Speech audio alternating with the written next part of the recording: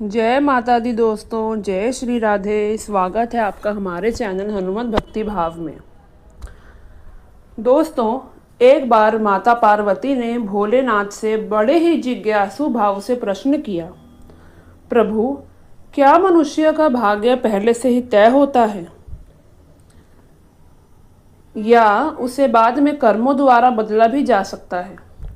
भगवान शिव मुस्कुराए और बोले, हे देवी, हे गौरा, इस रहस्य को समझने के लिए मैं तुम्हें एक कथा सुनाता हूँ। तुम तभी समझ पाओगी। उसे ध्यान से सुनना, क्योंकि उत्तर उसमें ही छुपा है।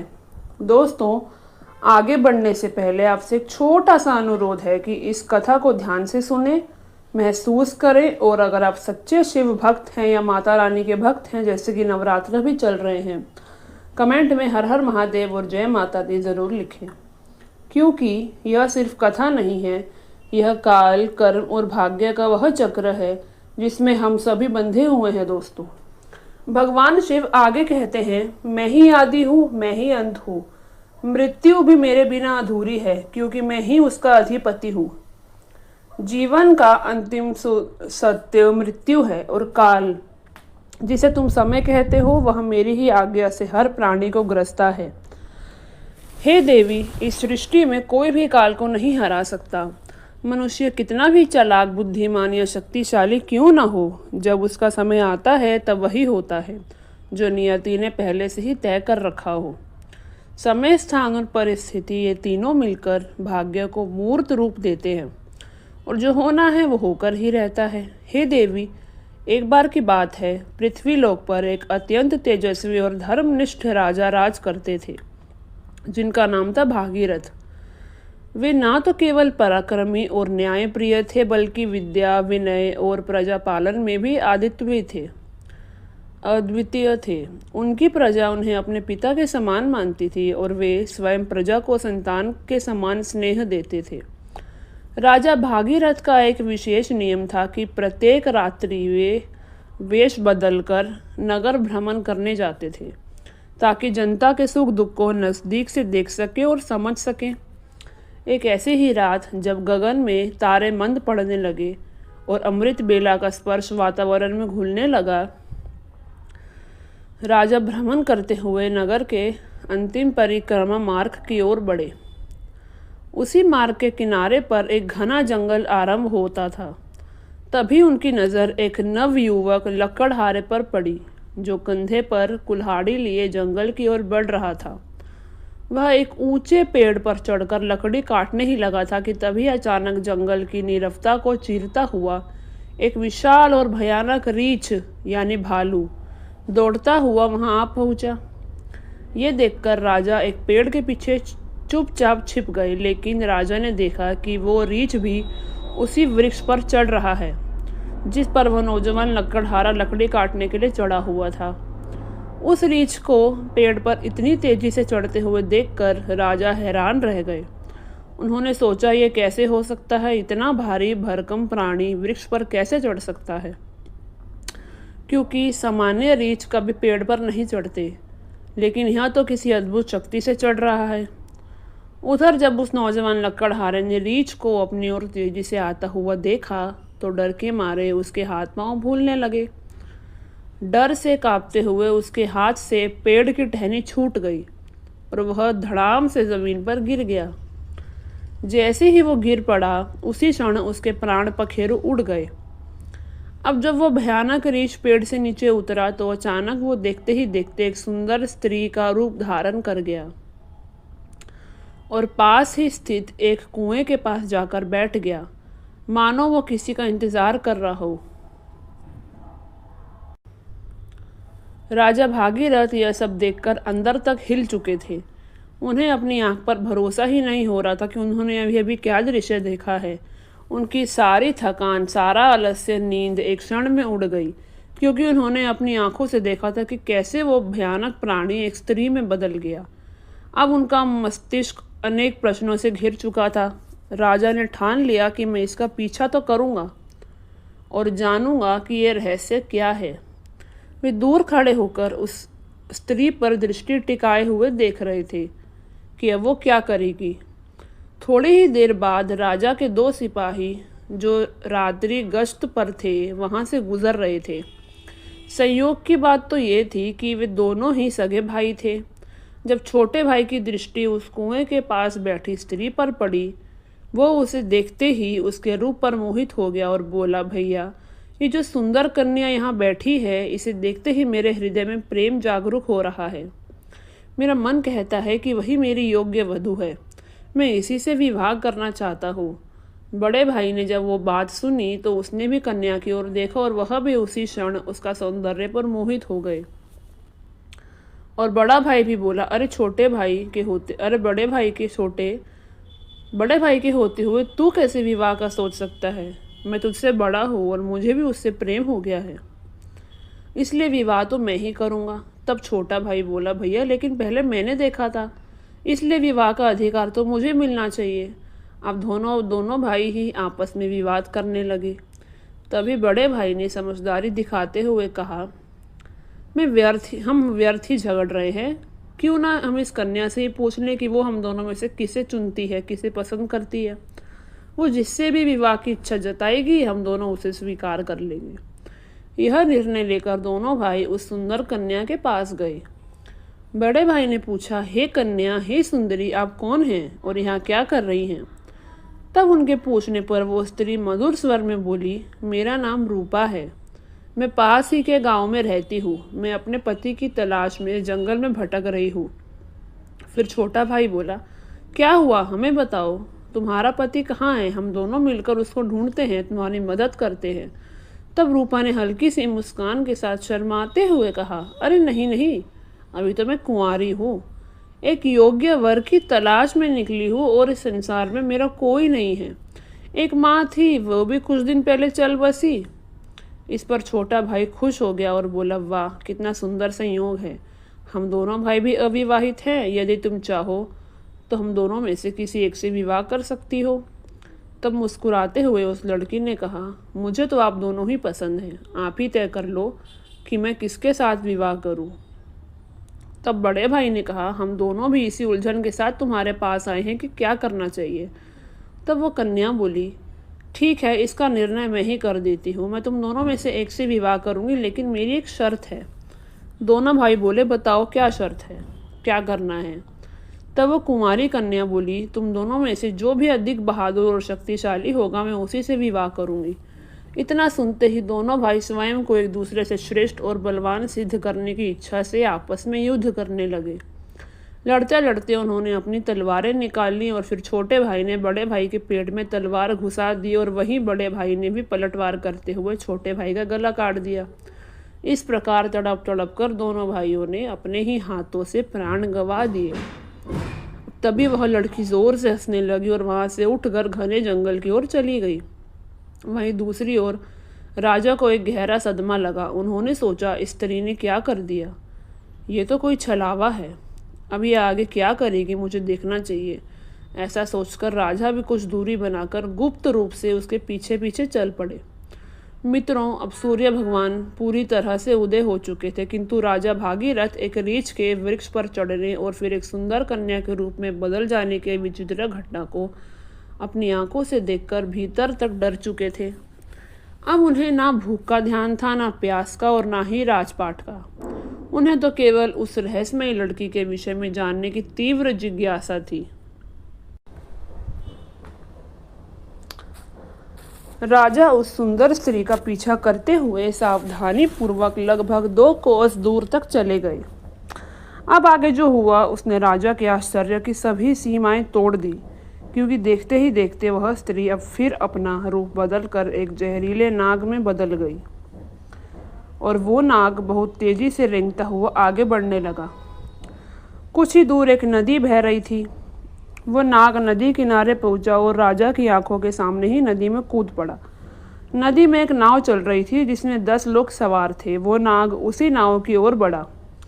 राजा भागीरथ किनारे खड़े होकर वह दृश्य देख रहे थे। नाग के नाव में कूदते ही उसमें अफरा तफरी मच गई। लोग डर के मारे अपनी जान बचाने के लिए नाव से पानी में कूदने लगे। इस भगदड़ में नाव भी पलट गई और जो लोग तैरना जानते थे वह किसी तरह नदी से बाहर निकल आए, लेकिन जो तैरना नहीं जानते थे वह डूबकर अपनी जान गंवा बैठे। थोड़ी ही देर बाद वो नाग नदी से बाहर निकला और किनारे किनारे आगे बढ़ने लगा। राजा भागीरथ उसका पीछा करते रहे। फिर कुछ दूर जाने पर राजा को एक आश्चर्य हुआ। वो नाग अब एक बार फिर अपना रूप बदल चुका था। अब वह एक वृद्ध गरीब ब्राह्मण के वेश में था। राजा ने सोचा, इस रहस्यमय प्राणी के विषय में जानकारी लेने का यह उचित समय है, क्योंकि इस समय वह एक वृद्ध ब्राह्मण के रूप में है। इसलिए राजा ने सोचा, अब मुझे इससे कोई खतरा नहीं है, मैं उसके पास आसानी से पहुंच सकता हूँ। ये सोचकर राजा शीघ्रता से उस रहस्यमय ब्राह्मण की ओर बढ़ने लगे। राजा तो उसके छलावे और रहस्यमयी चालों का पहले से ही पीछा कर रहे थे।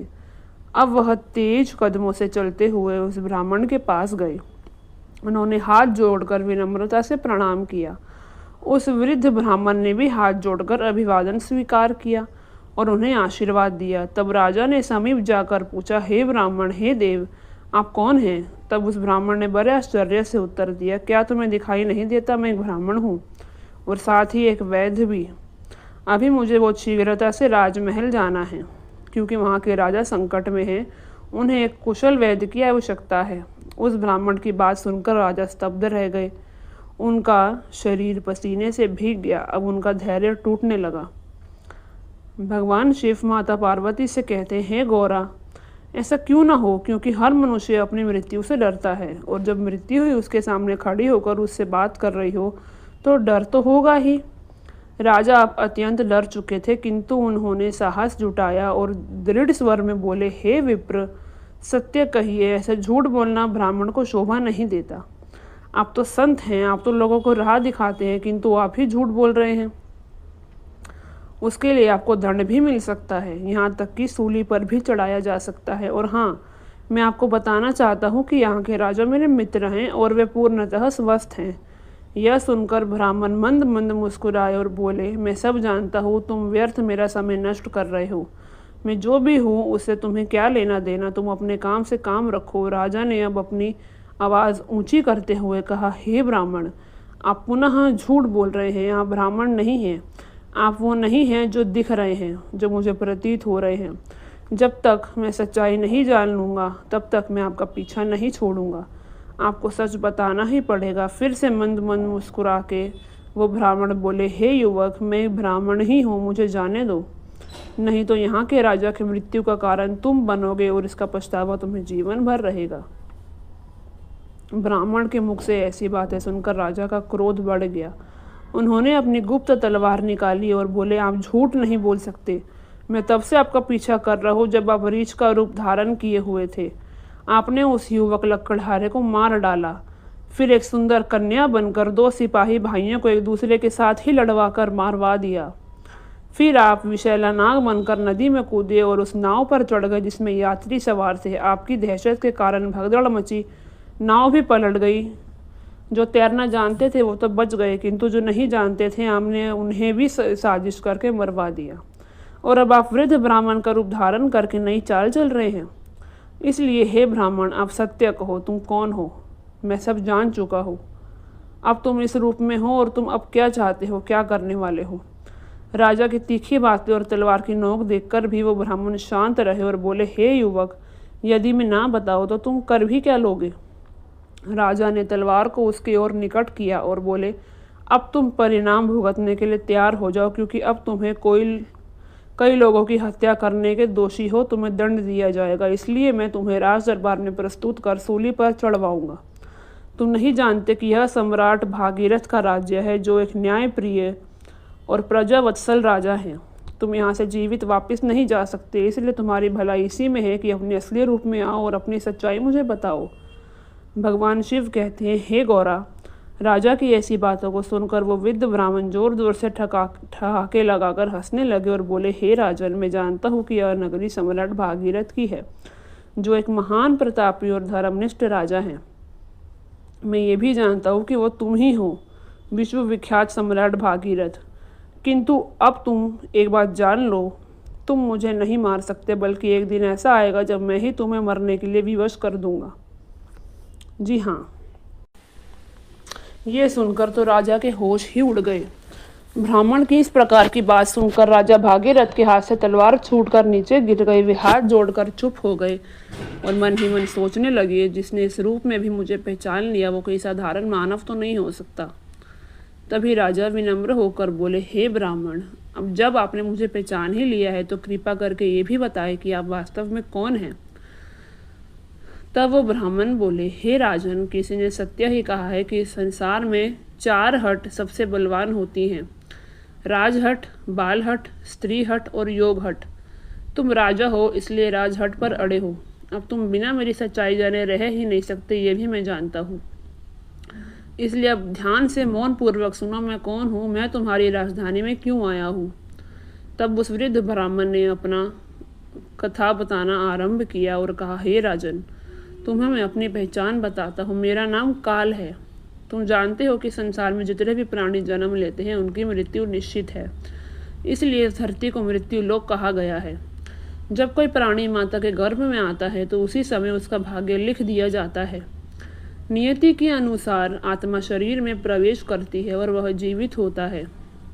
उसी क्षण उसकी मृत्यु का समय, स्थान और कारण भी विधाता द्वारा निश्चित कर दिया जाता है।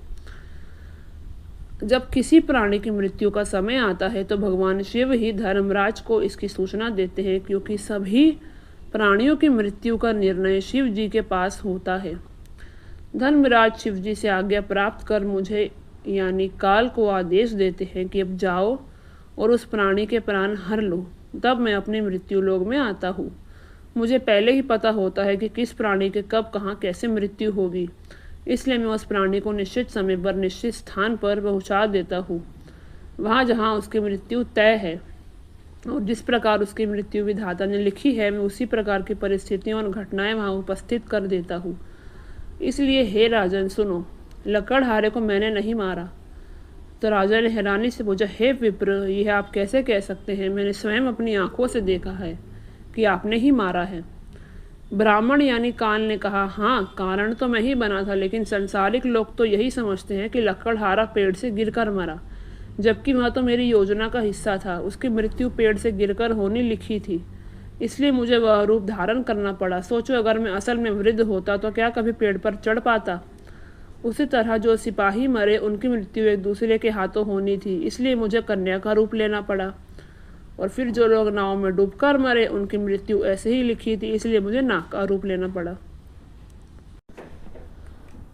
तो क्या अब आप समझे कि मैं कौन हूँ और आपकी नगरी में क्यों आया हूँ? समय, स्थान और परिस्थितियाँ, ये तीनों ही एक प्राणी की मृत्यु में मुख्य भूमिका निभाते हैं।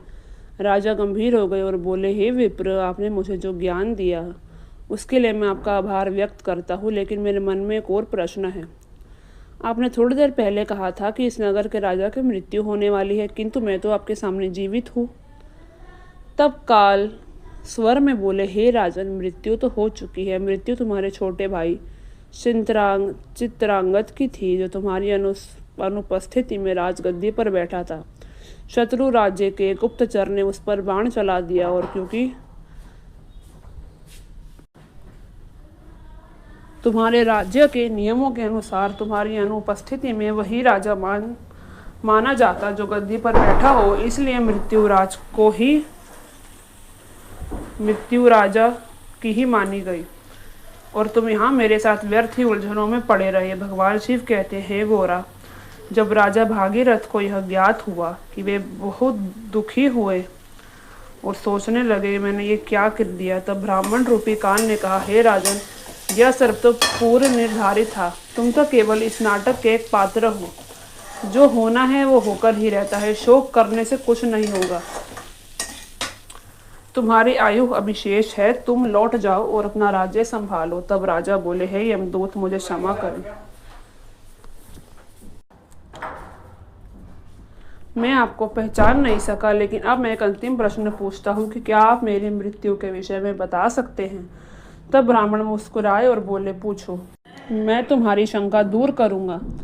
राजा बोले, क्या आप मुझे ये बता सकते हैं कि मेरी मृत्यु कब होगी? तो यमदूत ने कहा, नहीं, एक सामान्य व्यक्ति के लिए यह बात गुप्त होनी चाहिए।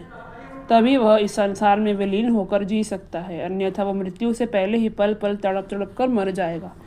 क्योंकि चिंता और चिता में कोई अंतर नहीं। चिता तो केवल एक ही बार शव को भस्म करती है, किंतु चिंता हर पल मन और शरीर को जलाती है। लेकिन राजा ने घोर हट के कारण ब्राह्मण से कहा, राजा की घोर हट के कारण ब्राह्मण ने कहा, राजन, जिस प्रकार से तुमने मेरे साथ रहकर दूसरों की ओर अपने छोटे भाई की मृत्यु के विषय में सुनकर भी धैर्य नहीं छोड़ा, उसे मुझे प्रतीत होता है कि तुम एक ज्ञानी और धैर्यवान पुरुष हो। इसलिए मैं तुम्हें तुम्हारी मृत्यु के विषय में बताता हूँ। हे राजन, ध्यान से सुनो। तुम्हारी मृत्यु आज से ठीक 1 वर्ष बाद सूली पर चढ़ाने से होगी, और विशेषतः यह मृत्यु इस नगरी के भीतर तुम्हारे अपने राजमहल में ही होगी। तुम इस मृत्यु को प्रसन्नता पूर्वक स्वीकार करना। इतना कहकर वो ब्राह्मण एक चील का रूप धारण कर वहां से उड़ गए। दूसरी ओर राजा अपने महल लौटकर अपने भाई का अंतिम संस्कार करने लगे, और राजा कार्य को पुनः व्यवस्थित रूप में संभालने लगे। धीरे धीरे यमयूत के साथ हुई सारी घटनाओं को भूलने लगे। इसी तरह 6 महीने बीत गए। फिर एक रात अचानक राजा घबराकर नींद से उठ गए और उन्हें मृत्यु की आहट महसूस हुई। इसी पर भगवान शिव कहते हैं, हे देवी, मनुष्य चाहे जितना भी निडर क्यों ना हो, परंतु जब उसे अपनी मृत्यु का पूर्वाभास हो जाए, वह उसे बचने के लिए कोई ना कोई उपाय खोजता ही है। राजा ने भी ऐसा ही किया। अगली सुबह राजा दरबार में अपने मंत्रियों से कहते हैं, हे मंत्रियों, एक भविष्यवाणी के अनुसार आज से ठीक 6 महीने बाद मेरी मृत्यु मेरे ही महल में होगी। अंततः आप लोग कोई ऐसा उपाय खोजे जिससे यह मृत्यु टाली जा सके। कुछ समय बाद एक प्रमुख मंत्री ने सुझाव दिया, महाराज, यदि हम राज्य भर से सभी नुकीली वस्तुओं जैसे सूली, भाले, चाकू, कटार आदि का पूर्णतः बहिष्कार कर दें और उन्हें राजनगर से बाहर निकाल दें, तो शायद आपको सूली पर चढ़ाया ही न जा सके। मंत्री की यह सलाह राजा को अन्य सभासदों को भी पसंद आई और वह वैसा ही करने लगे। दोस्तों, राजा भागीरथ थोड़े शांत हो चुके थे, किंतु मृत्यु का भय तो अभी भी उनके भीतर जीवित था।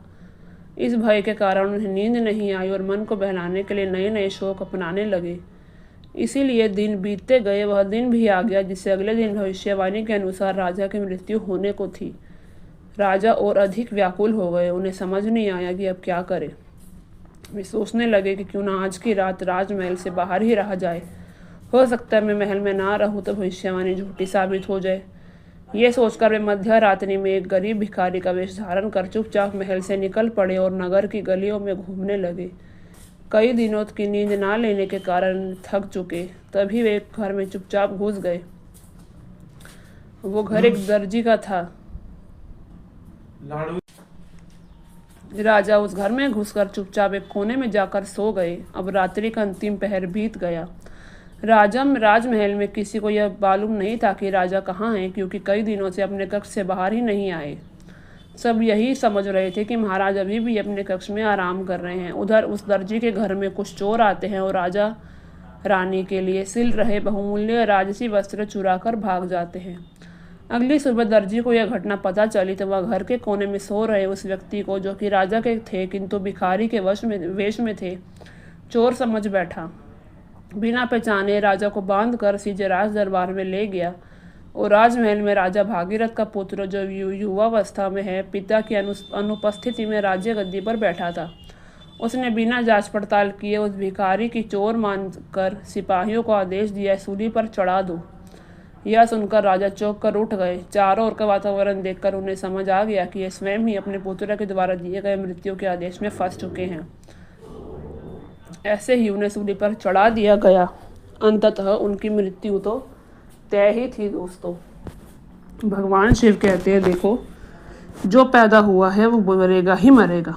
ऐसे ही भाग्य तय होता है। जी हाँ, भाग्य पहले से तय होता है, किंतु कर्म तय नहीं होते। कर्म आप खुद करते हैं और अपने फल आप खुद चुनते हैं आगे का, कि आपको क्या फल।